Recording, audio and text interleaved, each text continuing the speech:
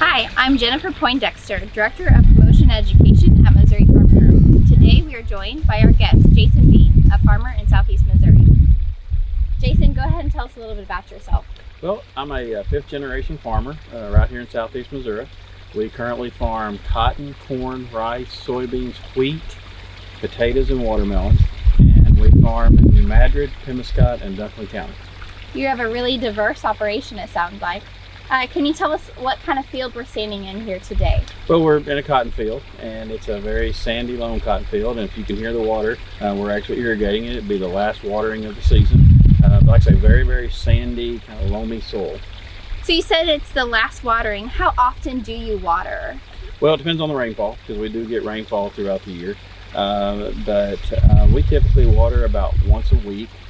And it all depends on the temperature, but this is, I think, the third or fourth watering of this field. Okay, so we're standing in this really sandy soil, like you said, but the cotton is on kind of a mounded. Can you kind of explain to us why that is the way it is? So first of all, when we get the ground ready to prep to plant, we take what we call a bedder. It's called a bedder, and we kind of put up a mound of dirt. It's probably about a foot tall. And the reason we do that is a couple of reasons. One, when you have a raised bed, it's warmer, it's drier. Cotton does not like what we call wet feet, so it keeps it drier, which is very important. And so then we plant the cotton on top of that bed. We actually kind of flatten it off and we plant it on top of there. And like I say, it keeps it above the water. So you get a rain, it's not sitting in mud or whatever. So that's one, it keeps it warmer, which is very important. And the other thing is, we're watering right now. We're putting water down through a trench. So when you have two mounds, you have a trench, not the river, and it keeps it from just saturating that bed. It keeps it running. It keeps it not from just going everywhere. Can you talk a little bit about how the sand plays a role in the water dispersing throughout it? Well, naturally, a sandier soil, the water disperses better, but it also dries better. Once again, it's very important because you want that cotton to not sit just in damp, wet soil all the time. So the other thing is, cotton has a very good root system, taproot system, and that sandier soil allows that water to penetrate, get to the roots, and then dry it pretty quick, which is important. So a lot of people don't see that cotton comes from a plant. Can you kind of explain to us where the cotton will come from out of these plants? Okay, so when you see a field of cotton ready to be picked, you just see this really pretty white, fluffy field. So I've got a cotton plant here that I took off. Well, one thing you see is a lot of leaves. Well, the first thing that we do before harvest is we do something called, we make an application of a defoliant. So what it's going to do is going to drop all these leaves off the plant. They're going to go away. They're going to fall to the ground. And then that leaves then what we call, just pick one here, a bowl. That is a bowl of cotton.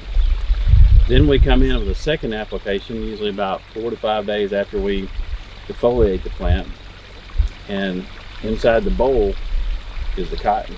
And we put what we call a bowl opener on this bowl. It makes it open. Now, we don't do it till it's ready. I mean, it's got to be ready. Because if you open it too early, the quality will be off. But so what will happen is, I don't know if I can make it do it or not, but this will open. And as you can see, it's really wet right now, but there is your cotton. And that will open up, real pretty fluffy bowl, and there's where your cotton comes from. So how often are you coming through the field with an application of some sort throughout your growing season? I'm going to say start to finish. We're running a sprayer, whether it be an aerial applicator, whether it be one of our ground rigs, 7 to 10 times a year. And that can be from a number of things, from weed control, a herbicide. It can be an insecticide. Certain insects are pretty bad on cotton, because if they sting one of these bowls, it won't open, so we have to control that. Also a growth regulator. Cotton is really kind of a tree. It wants to just grow, grow, grow. And so we put a growth regulator to hold it down, make it short, squatty, and put on a lot of fruit. And then, as I was talking about, the defoliant and the bowl opener. So I'd say 7 to 10 times a year. Okay. And so we're kind of standing in the middle of a row. How far apart are these spaced, and why are they spaced a certain amount? Well, these are we're spaced out 38 inches apart. And you can go 30-inch row. I know most of the United States of America is probably going 30-inch row for corn and soybeans, but cotton does better. It seems to do better on 38-inch rows than anything. It allows it to kind of spread out more. If it's too close and the canopy is too thick, we're kind of standing where it's kind of open, but back behind us it's just canopy. It can get diseases in there, so you want some space in there to get air movement to keep it from rotting. Okay. So Jason, can you kind of explain to us the timeline that we're on for cotton? When do you plant? When do you want to harvest? What kind of time frame do you have, and how important is it to get out of the field by a certain time? So we typically try to plant cotton. Usually our kind of sweet date is the first week of May. We've planted a lot of cotton early, we've planted a lot of cotton late, and kind of the May 5th is kind of a magical date. We try to do as much as we can around that May 5th date. We plant the cotton, get it planted, get it growing. Some of the concerns you have with young cotton is it doesn't really like a lot of rain, doesn't like cold weather, so you gotta be careful. Something else that you gotta watch is wind. We're standing in a pretty sandy, as you can see, a pretty sandy field. Well, if that wind gets to blowing and whips that, it can kill the cotton. So anyway, that's some of the things that we deal with cotton in its early stages. It starts growing. You see some flowers here. What we start looking for is usually around July 1st. You'll look out here and you'll see this white flower, and the white flower will occur hopefully around the 1st of July. And then if you come out here the very next day, the white flower turns to a red flower. And then the next day, the white flower will fall off, or the red flower, and you'll have a cotton boll. And we really want to have a boll by around, or a bloom or cotton boll around July the 4th. That's kind of, once again, kind of a magical date. You know things are going to be good when you start flowering and having bolls by July the 4th. Typically, this field, we're going to probably harvest this field around October, I'm going to say October 15th, somewhere in that area. And once you put on, as I talked about, the defoliant, the boll opener, you got about 10 days after that and you're ready to start picking. And you really want good dry weather, because if you get rain on the cotton, that hurts the quality. It can actually knock it out. Once again, talk about wind. When we can come back and wind comes through, it can blow that cotton out. So, we try to be pretty timely to get that cotton crop out, and that's just good for me as a producer, you as a consumer, because you want the best quality you can when you're putting on that t-shirt or putting on that pair of jeans. Yeah. So what would you say is one of the challenges of being a cotton farmer? I think one of the challenges, there's several challenges, but it's all about timing. Cotton likes water when it wants water. Yeah. Cotton doesn't like certain insects. Cotton likes usually hot weather, doesn't like cool weather.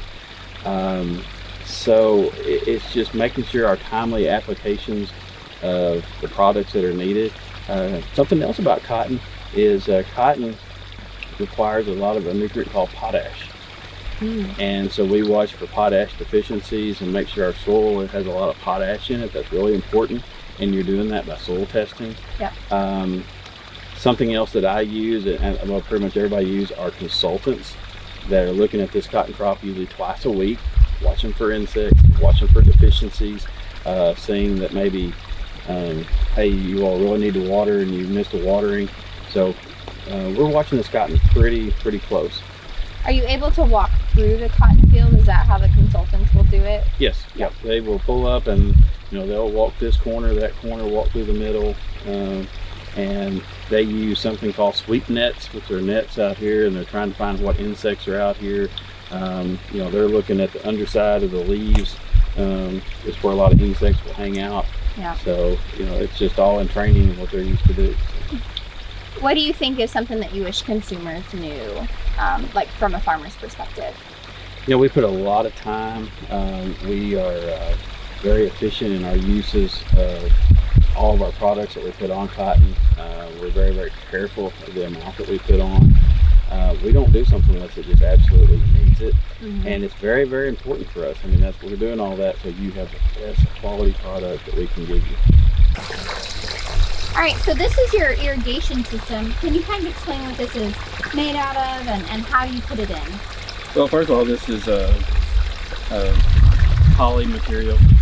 It's actually 15 inches around and 10 mil in thickness.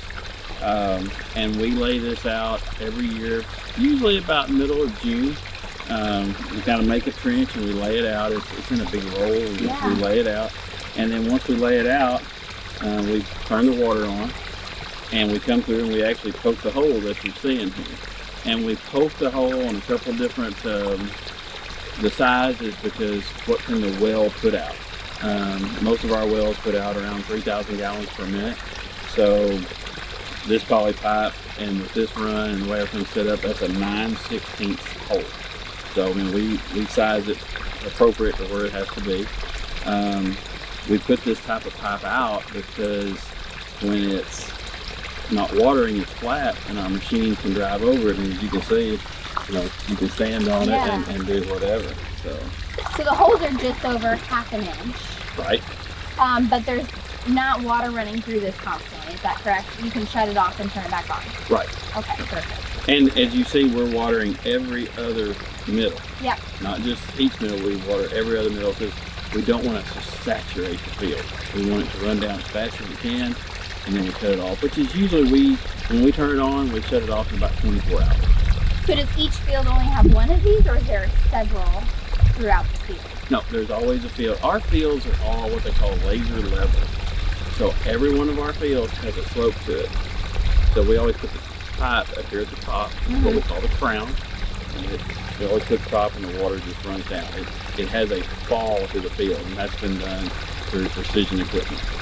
Awesome. And so this is plastic, but you cannot use it over, or can you use it year after year? No.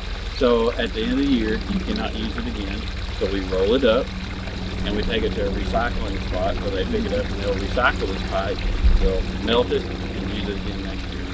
That is so interesting.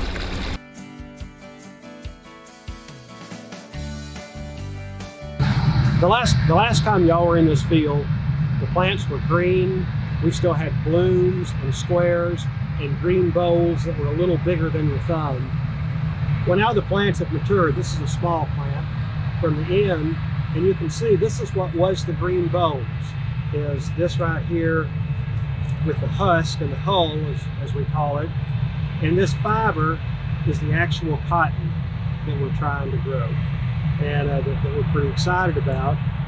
And the whole plant got open from the bottom all the way up to the top, and we used a chemical called a defoliant to make it drop all the leaves. Notice how there's no leaves on this plant anymore, it's just the bowls. Well, that defoliant worked and it dropped all the leaves, and then we used another chemical, an opener, to get all the bowls open at the same time so the cotton picker could come through and pick the cotton. But this is what the field looks like, is several million of these out here in that field. So yes, it is quite a bit different than when y'all were here back in the summer. Yeah. So you mentioned a cotton picker, and we actually have two going on in the background here. But that's evolved throughout the years. Can you kind of walk us through the evolution and the technology that we use now for cotton? Sure. Well, of course, originally cotton was all picked by hand. People would go through with a big long 8-foot sack, and they would just pull the cotton out of the bowl like that and stuff it in the sack and walk on. And as you can imagine, that took a whole lot of people and a whole lot of time, and it's kind of hard on your hands because these bowls have got little sharp points, and they're kind of rough. It was tough on your back to drag that cotton all the way through the field. So back in the 1930s and 1940s, somebody came along and figured out how to make a mechanical cotton picker.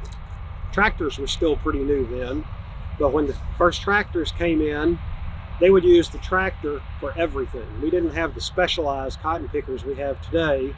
So they actually made a kit that went on the tractor, and the tractor went backwards through the field, and that kit had little spindles that would spin along, and they had little teeth on them, and they would pull the cotton out, and then had a little fan that would suck it up into a basket. And when that basket got full, they would dump the cotton into a trailer and then take the trailer off to the gin to get sucked up again into the gin. Well, they could do that one row at a time, and it was a lot faster and a lot better than picking by hand, but it still took a long time. So over the years, people looked at that and said, well, we can do better. So they came up with 2-row cotton pickers, and the only thing they did was pick cotton. And they looked a little bit like these. They sort of looked like a tractor going through the field backwards, but they were built 100% for cotton picking, and they could pick 2 rows at a time. So as you can imagine, they could go twice as fast, cover twice as much territory, and that was great.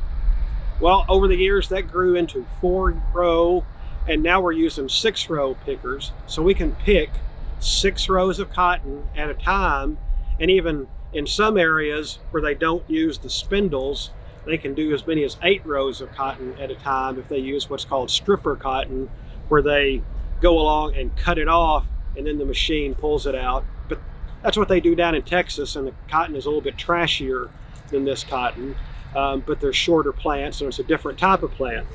So these pickers that you can see running behind me are 6-row pickers. They pick 6 rows at a time, and it's still the same technology though as the first one. There's a little spindle that goes through with the teeth, and it just pulls that bowl out, and then it gets sucked up into the basket. Now what's really neat is about 15 years ago, they figured out how to make modules inside the cotton picker. Now the modules are important because the gin isn't always ready for all of the cotton right when it's picked. So sometimes we have to leave the cotton out here. And what we do is we pack the cotton down so that water or snow or wind doesn't bother it. Well, these pickers, as the cotton gets picked and blown up into that basket, they have a special tramper that mashes it and mashes it and mashes it, and then kind of rolls it around and mashes the other side. It keeps on doing it until you get these round modules that you see behind us. And then the cotton picker has a special type of plastic on a roll that wraps around it and seals it shut and drops it off, so that if it gets rain, it doesn't bother it, the wind doesn't blow it away, and basically nothing bothers it. As long as it's picked within a year or so, picked up within a year or so, we're good. So we drop these all around the field as we make them, and then at the end of the day, we have someone come along with a big fork, kind of like you see some places the way they handle hay bales. And they'll take those and stack those on the end, 10 at a time, and then big tractor trailers will come along and pick those up and haul them to the gin. And later on in the video, or maybe in the next video, you'll see what happens to them at cotton gin. So you mentioned the modules that we have behind us, but how much does one of these weigh? Okay, now these modules are what we call seed cotton, which is different from cottonseed. Seed cotton means the cotton that has the fiber and the seed in it together, plus just a little bit of the trash that came off when we picked it. And that's what's in the module there. For every 500 pounds or 1 bale of cotton, there's 1,000 pounds of seed and dirt and leaf and stalk that's in there.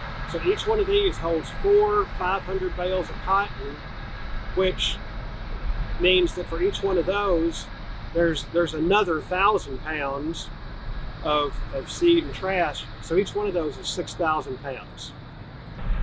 Earlier you mentioned that you spray a defoliant on your cotton fields, but what kind of technology is involved with spraying defoliant?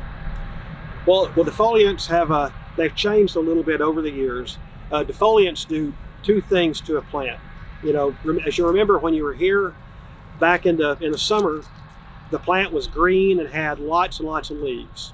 Well, once the cotton opens, we don't want those leaves, because if those leaves go through the cotton picker, they'll stain the cotton, and the cotton gets discounted because it's lower quality, and your shirts wouldn't look nearly so nice if we had big green leaf stains. So the defoliant does 2 things. One is it desiccates or dries the plant out. It pulls moisture out of the plant. And the other thing is it tricks the plant into thinking it's later in the year than it is. Kind of like the trees drop their leaves in the fall. Well, we trick the plant into thinking it's a month or so earlier or later than it is, and they drop a lot of their leaves. In the old days, they used to use really dangerous chemicals. They actually used to use arsenic to defoliate cotton back in the old days. And by old days, I mean a very, very long time ago. But we've gotten better over the years, and we have much safer chemicals that we use now. You still probably wouldn't want to drink them with your orange juice, but they're much safer. But that defoliation process is very important, because without it, you really couldn't machine harvest cotton. That was something they had to develop back in the 30s and 40s, and that's why they were using the arsenic then. Yep. When you were hand picking, you didn't have to defoliate, because obviously people could just reach in and pull the cotton out without having to worry about leaves. So, but you spray the defoliant with a sprayer or sometimes an airplane. Or sometimes an airplane, depending on how much. Sometimes the plants will get kind of tangled in the middle, and if you run a spray rig through, the tires will actually knock some of the cotton off down into the ground. And if it's on the ground, we can't harvest it. It doesn't do us any good. We lost some of our yield, and for a farmer, that means we lost money. And in that case, we'll spray with an airplane. Also, sometimes it may, if we're having a very rainy fall, we may spray with an airplane, because obviously an airplane doesn't get stuck in the mud. Right.